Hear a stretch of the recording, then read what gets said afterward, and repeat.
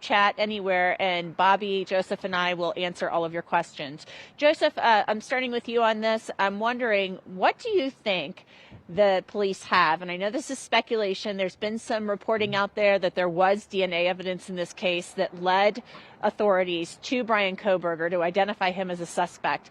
What do you think it was that possibly led to a DNA profile in this case? Well, if what is being reported is accurate, my estimation, it's going to be a combination of things. First off, they would have found certainly a copious amount of blood at the scene. The question is, was it commingled with the perpetrator or alleged perpetrator's blood or any other kind of body fluids that might have been left around? You got to keep in mind, blood is not the only source for DNA-rich evidence. Another piece to this is going to be anything that was found on the bodies.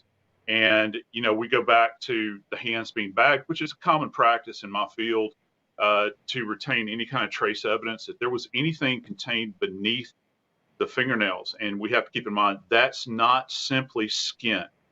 You can also find blood from a perpetrator beneath the fingernails as they're being raked away.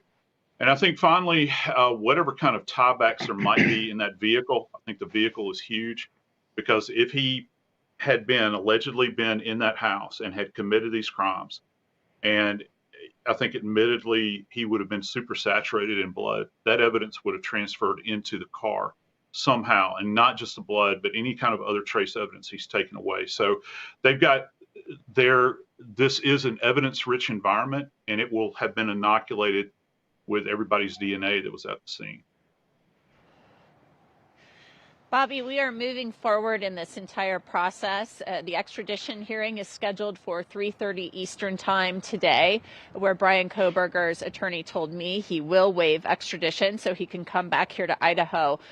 The question is, how are they going to get him back here, and how quickly will that happen? What do you see happening?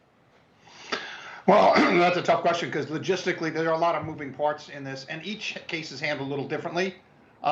So the only issue in Pennsylvania is he the Bryan Kohberger that's named in the Idaho arrest warrant? That's the only issue. This is not an evidence thing. This is not a guilt thing. It's only